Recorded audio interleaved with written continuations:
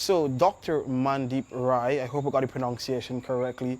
How has your stint been in Guyana thus far? I feel as though I've had a really warm welcome and a charmed introduction to Guyanese life and all the different districts and the breadth and the depth of the country in the time that I had. Yeah, I see you've been a lot of places. You've been on some savannah tours. I think you've been in Rupunoni. Could you just tell us about that experience of traveling in Guyana? About my experience of traveling in Guyana. Well, firstly, I didn't expect the wide diversity that I found because I thought maybe 79 to 80% of the country was forest. You just assume that the other 20%, when people talk about savanna, you don't think of green savanna, you don't think of mountains that jut out of nowhere, you don't think of fast flowing and slow flowing rivers and waterfalls. It's just been very varied, much more varied than I could have imagined. So what was your expectation? You just mentioned that you didn't think you would have seen this. What was your expectations before you came to Guyana? Well, what's really interesting is that before this interview began, you asked me what brought me to Guyana and whether it was oil. And I said to you very clearly that it most definitely was not oil. And you said, would you be willing to say that on camera? So firstly, I'd like to say that on camera. What brought me to Guyana was the fact that I've now travelled nearly 175 to 76 countries, and this is now the last country in the South America that I wished to come to or would have come to. And then here on in, I'll be travelling through the other parts of the Caribbean. So for me, it wasn't, oh, I must go to Guyana because Guyana has something special. It was more, let's see what Guyana has. And although I had read about it, and you often hear about it, as you rightly said, through elections and through some of the more troubled times that they've been, I'd never expected. Firstly, I didn't expect such leadership. I didn't expect such beauty. I didn't expect such people, warmth of people. All of these have surpassed almost what I've experienced in any other place. I think the last time I ever experienced such visionary and, quite frankly, unexpected leadership was in the Kingdom of Bhutan. The King of Bhutan, similar to here, is very young and very visionary. Rather than using the gross domestic product as a striving measure, they look at the gross happiness index. And in many ways, there are quite a few parallels between the leadership. For example, the King of Bhutan would look at how could he make sure that there wasn't this flock of urbanization, that urbanization didn't take over. How could he make sure that the whole country was well provided for? And I see that here. And the second thing is this focus on, it's just not a race to as much wealth or money as you possibly can. It's about not prosperity, yes, but prosperity in all its forms. In that whatever you, growing up here in Guyana, whatever you wish to do is possible for you. Whether that means that you need to go abroad to study or here to study, or you need a scholarship, or you need a specific type of training, whatever it is that would really make your heart sing, that will come about at some point. And that not only will you be trained or educated to do that, but then the jobs at some point will also be provided or be available, or that you create them. And so it's that idea of what your purpose is in life, that can be fulfilled.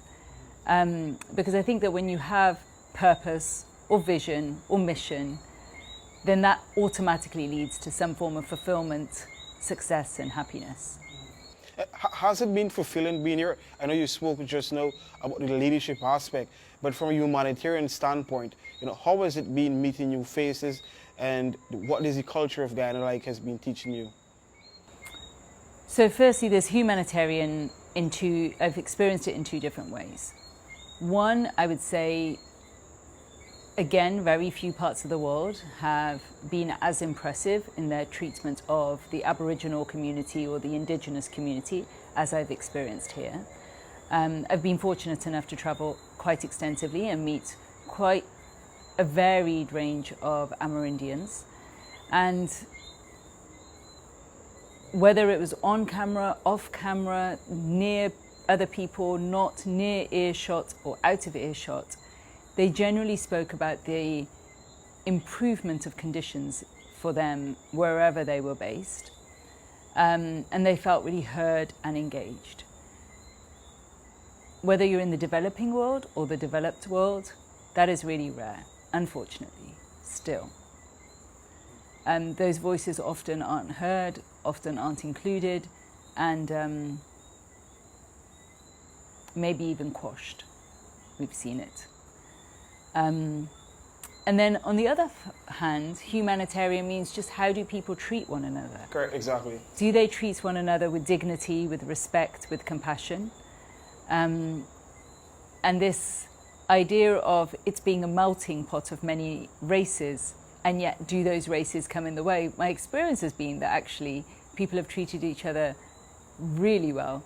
I mean, I think, you know, when you come in as a foreigner, you have a unique advantage of just seeing what a place is like without it being peppered with a horrible history that others might have experienced. So you don't have the historical, you've read about it, but you don't have it as a wound in your soul. So your perception in some ways has changed of Guyana, if you had any before.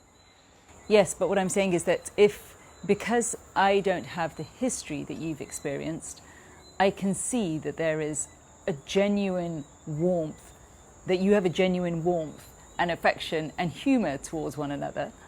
And like an easiness, you know, it's not just in your language, it's not just in how you treat one another, it's not just in the fist pump or or in the way that you greet one another. It's also in the way that you look after one another, in like the generosity. And what's been really most extraordinary is that the generosity has been really unconditional, not transactional. That is rare, and I hope or wish that that doesn't change with development or with the onset of oil and foreign influence. But in terms of some of the top leaders you would have spoken to, could you list some? Because for many Guyanese, they may not know about how expansive your travel has been and your work, but some of the top leaders you would have spoken to in the world? Oh, generally the top leaders, okay. Yes, I mean, whether it be Biden or Trudeau, Boris or Modi, like just last week or the week before, just before Christmas or at Christmas, I interviewed the president of Hungary, in Hungary. So, you know, just named there, England, Canada, India, the US, Angela Merkel, Prince William, Prince Harry, so many, I mean, yeah. And it's not just prime ministers and presidents. In fact, if you read the Values Compass, you'll see that it is littered with leaders. I was thinking the president of Ghana, for example, or just most recently, Hamdok, the president of Sudan, who actually has just resigned in the beginning of January. But it's not just those type of leaders, it's also leaders of industry, leaders of not only the private sector, yes, but they could be top artists or athletes. My book was chosen as the guide to the Olympics, and so I had a real chance to spend a good amount of time with athletes. The book is about values, and you find that athletes have many of those values, whether it be discipline, perseverance, health as their focus, or indeed the value of focus, excellence, etc. Mm-hmm. What has been the constant with world leaders? If you had to pick something that would have been across the board, all these distinguished world leaders you've spoken to, what have been as constant?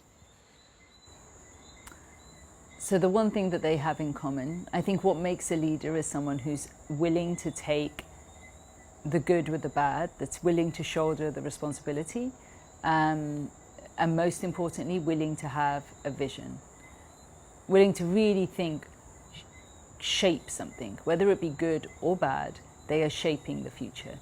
They have this like belief in legacy.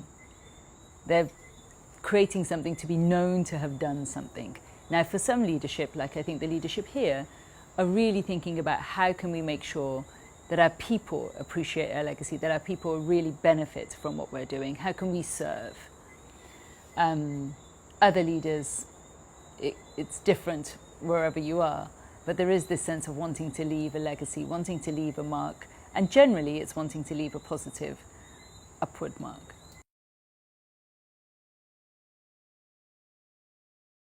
What you would have learned from Guyana from through his eyes? Well, it was meant to be a short interview, and actually he gave me a lot of time, and it was a really extensive interview. And after the interview, he said, wow, that was very different. Normally people talk to me about the problems. You spoke to me about my psyche, about what I was thinking, about why I'm leading in the way I'm leading, the why, essentially, and the values behind it. So I think he found it quite refreshing, and our conversation began with, I think it began with the new year. You're right at the beginning of the year. You've been in this seat now for 18 months or more. What are we going to see from you in this next year? And immediately I could see that he wasn't just thinking of a year. He really does have a long-term vision. And immediately he began speaking about empowering and creating the leaders of the future. So although he has a long-term vision, it wasn't about sitting in that seat forever. It was about how can I make sure the youth of this country are equipped and ready to be leaders, not just political leaders, but leaders in every single field. And to begin an interview like that, you already know you have someone extraordinary in front of you. Mm-hmm. I can't leave without asking this question. Obviously, it has to be about the oil. According to the research, you're the global authority in values. Based on that, do you believe we're in the right place to manage that resource as well as we could? So I've spoken to not only the president, but also the vice president and quite a few ministers. And I think that was important to speak to the breadth and depth within government, because sometimes, despite how the person at the helm is, if everyone else is singing a different song or doing a different thing, sometimes they can just end up undermining the president. And what I found was actually there's a very strong relationship between the president and the vice president, and almost there's a really good balance between them, such that it's as if you're steering a ship and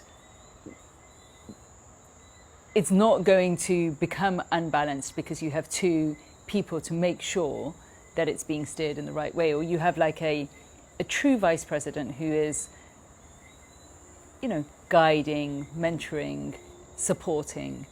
And then for their vision to then be often verbatim spoken through quite a few of the ministers that I met, that was really insightful. Because if you're going to speak about something like, let's say, one Guyana, but you're not one party or you're not one within your government, then you can forget about the whole country being one. And so it really was a case, at least from my experience and from everyone I've spoken to, that they're singing from the same hymn sheet. And how crucial is that, based on of your expertise in going around the world, how crucial is that in that there's unison in terms of where the developmental trajectory of the country should be going? You know, if you have opposition right next to you, like often can happen in the case of a coalition, you spend your time battling that rather than getting anything done. And that is even the case, I found, even for someone like Barack Obama. I remember there being so many stops and starts, so many hurdles that had to be overcome, and so much of the vision was watered down. We could call it checks and balances, but you could also call it breaks, or just not empowering your leadership to actually lead. And then 5 years down the line or 4 years down the line, there's a shift in power and everything that's been done then becomes undone. I mean, there are some serious, it's serious, it's not just a setback, it's almost undermines what you expect or what you would wish of a leader of a country. So to have that cohesion is vital if you're trying to make progress. My background is in international development. And even when I was doing my master's at the LSE in London School of Economics, maybe nearly 20 years ago, or 15 to 20 years, no, 20 years ago nearly. Even then, we didn't want to use the word developing country or developing nation. Why? Because you're already putting yourself on a back foot, and you're already thinking what you have here isn't necessarily good enough. That that just because a road hasn't yet been built doesn't mean that things aren't good, right? It just means that certain things need to be done, but where don't they need to be done? In the road that I live in England, there are potholes. Things are always needing to be done. It just like it might take a month to set up a bank account here, it can take a month to set up a bank account in England too. So does that make it a developing country? Or is it the provision of electricity? Well, actually, now I think it's easing up, those utilities are easing up. Or is it how people treat one another? Is that what we're terming? But I know people treat one another here with dignity and respect. So, or do you see what I'm saying? Why would we undermine ourselves? Who isn't striving for improvement? Who isn't developing? So in some regards, we're selling ourselves short. Would you say that we're selling ourselves short in some regards? Do you fall short? You fall short? Yeah, by saying we are developing, maybe we should be saying something Well, else. yeah, I guess I see it as undermining yourself, still thinking that you've got somewhere to go and somewhere to reach. So if not because developing, everyone's on a journey, if right? not developing, what should we use then? So, almost, I don't know whether we want to say emerging. But you're a little bit, you're on the cusp of some serious action. So it's like, the word is potential or opportunity. So if you had to pin a paragraph about Guyana in your next book, what would some of the adjectives, or what would a paragraph compile? So initially I had thought it would be composed of opportunity or potential. But increasingly, I think it's something almost deeper or greater than that. I think it's this sense of, at the moment, unconditionality.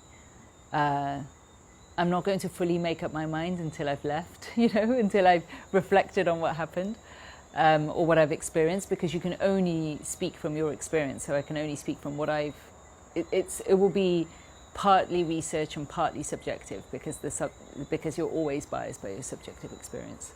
But I have found that there to be a really unconditional level of friendship.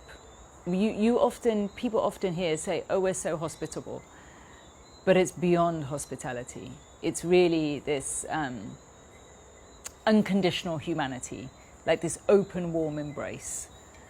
How has the food been in Guyana? If I just speak about that unconditional embrace that I spoke of, I have to just tell you that there was this time that I spent with the Amerindians. They said, we're swimming in a stream together. This is in Lethem, in the streams and the waters of the village of, I think it's K-U... Kumu. Oh, Kumu, K-U-M-U, yeah. Sorry, K-U-M-U, Kumu. And so I'm swimming with the locals in this river, and they said, you have to drink some of this water. You can't leave without drinking the water. So I do as they say, I drink the water. And then they say, oh, you're definitely going to come back. But even before they started talking about coming back, there was such a depth and an affection and an affinity or even a love or an appreciation of one another that I would have come back again and again and again. Like I left a piece of myself there. And that you don't experience very often. That connectedness, not just with the people around you, but also with the nature. It is truly, truly special. Did I answer your question? What was the question? It was about the food, actually. Oh, the food. Oh, yes. So, yeah, similarly, the food has been, it's a real fusion, right? Whether it be Spicy? pepper pot, not particularly, not overly spicy. Do you think it's overly spicy? For me, it would be overly spicy. I avoid pepper, but I was just trying to get your Oh, views really? about it. Yeah. Really? Maybe just the pepper pot I had wasn't overly spicy, or maybe I can handle spice, I don't know. But they're all the things you have for, not all of the things, but it seems like there's a vast array of things that you have for breakfast that are savoury. And so the whole day, I didn't find I had an addiction to sweet here.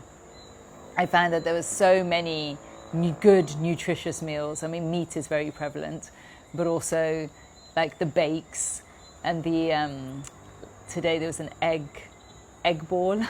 Oh, I actually, right, strange enough, so you've been a foreigner and you've eaten an egg ball before me. I haven't had one as yet. You haven't had an egg ball? Wow. Surprisingly, I haven't, but I heard it's very tasty. Yeah, it is very good. It is very good. I would export the egg ball for sure. And so much, and even the pepper pot, even so many of the dishes, like this salt bake, or the salt, this fish that you have with the bake. Oh, bacon saltfish. Yeah. That was super great. I mean, there's this like chickpea puri or a pea puri that people have in the mornings. That was great. Like so many things. So what's going to be in the suitcase heading back to England? What's going to be in my suitcase? I'm still looking for maybe what I would love is I mean, what I have are many fond memories, books. I was given a mug from the shellfish, from the like conservation. It was to do with the border with Venezuela and how to. There's also been a lot of Amerindian handicrafts, but I actually was hoping to pick up at some point something substantial, crafty that would be that I'd never forget. I'm anyway never ever gonna forget Guyana anyway, but it's always nice to have a little something. And finally, will we be seeing you again? Yes, I've drunk the water. I've had the pepper pot. It's just done. I've fully absorbed, and I really hope you'll be able to welcome me back again.